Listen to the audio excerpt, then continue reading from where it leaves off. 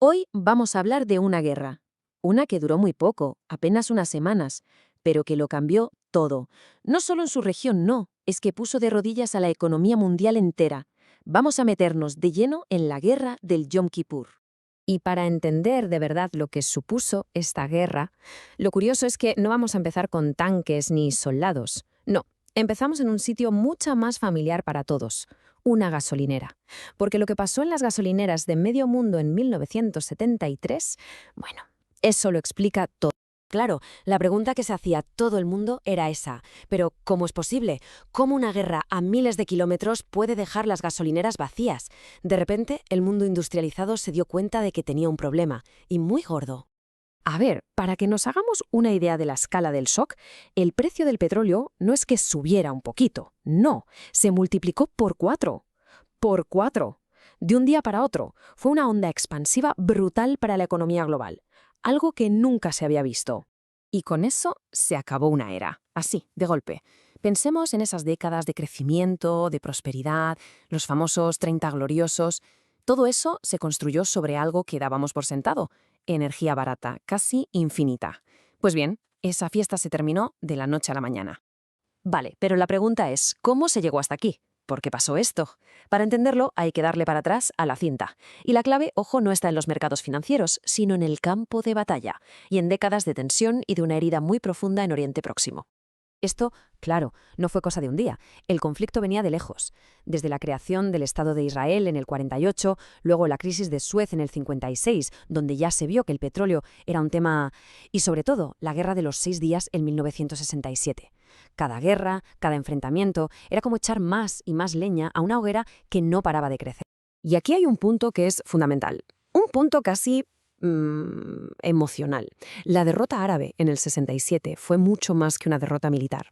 Perder territorios como la península del Sinaí o los Altos del Golán fue una humillación nacional tremenda. Y eso generó un deseo muy, muy potente de restaurar el honor perdido.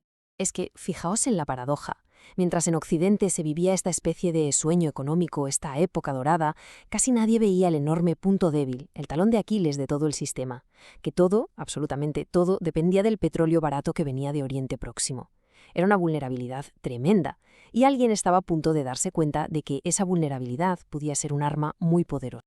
Y así, con este tablero de juego, llegamos al momento clave, a la decisión.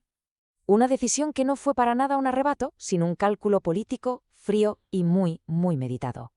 Una sorpresa que se llevaba cocinando mucho tiempo. El presidente de Egipto, Anwar el-Sadat, tenía un plan. Y era un plan, la verdad, bastante astuto. Ojo, su objetivo no era la destrucción total de Israel, no. Era algo mucho más estratégico.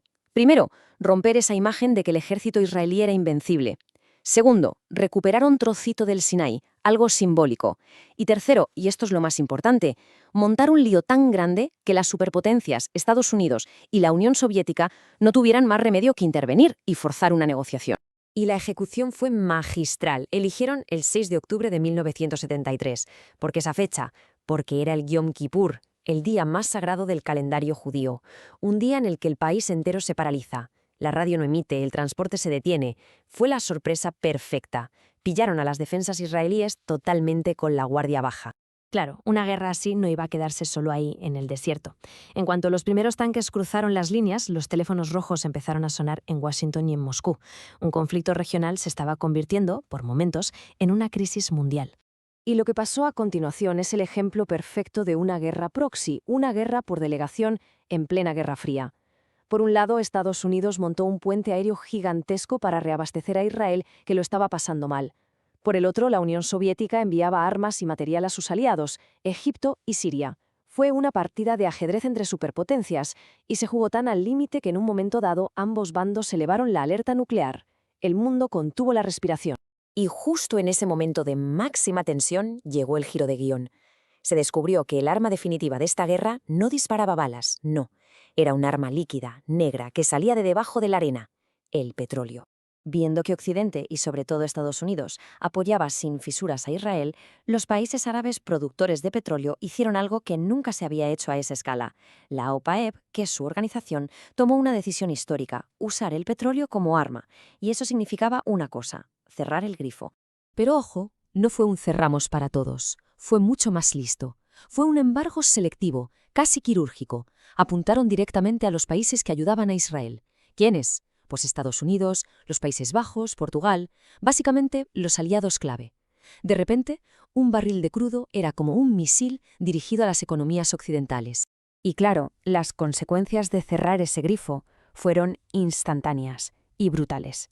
El mundo se despertó en una nueva realidad económica que nadie, absolutamente nadie, había imaginado. Es que el shock petrolero no fue una simple recesión. Creó un fenómeno económico nuevo, una especie de monstruo para el que nadie tenía manual de instrucciones. La estagflación. Pensemos en lo que significa. Los precios se disparan, o sea, inflación altísima, pero a la vez la economía no crece, se estanca, y el paro sube. Una pesadilla para cualquier gobierno. ¿Qué haces? ¿Subes los tipos para frenar la inflación y hundes más la economía? ¿O la estimulas y disparas más los precios? Un callejón sin salida. Y mientras Occidente se ahogaba en esta crisis, ¿qué pasaba en los países productores de petróleo? Pues que estaban acumulando una cantidad de dinero que era sencillamente inimaginable. Una fortuna. A este nuevo flujo masivo de capital se le llamó petrodólares. Y ese dinero empezó a moverse por el sistema financiero mundial, invirtiendo en todo, comprando de todo y cambiando el equilibrio de poder económico para siempre. El legado de todo aquello fue tremendo y llega hasta hoy. A la fuerza, el mundo tuvo que empezar a pensar en la eficiencia energética, en coches que consumieran menos, en buscar energías alternativas. Además, las naciones árabes se convirtieron de la noche a la mañana en actores globales de primer nivel. Y curiosamente, toda esta crisis también abrió la puerta a la paz, a los famosos acuerdos de Camp David entre Egipto e Israel. Si hay que sacar una gran lección de todo esto, es una palabra: interdependencia. El mundo aprendió, a base de un golpe muy duro, que todos estamos conectados. Que una guerra en un rincón del mapa puede poner en jaque a las economías más poderosas del planeta. Y que los recursos naturales no son solo economía, son geopolítica pura y dura. Lo que pasó en 1973 fue una respuesta muy clara y muy dolorosa a una pregunta. Y es una pregunta que, casi 50 años después, sigue totalmente vigente, quizá más que nunca. ¿Qué pasa cuando un recurso del que todos dependemos se convierte en un arma?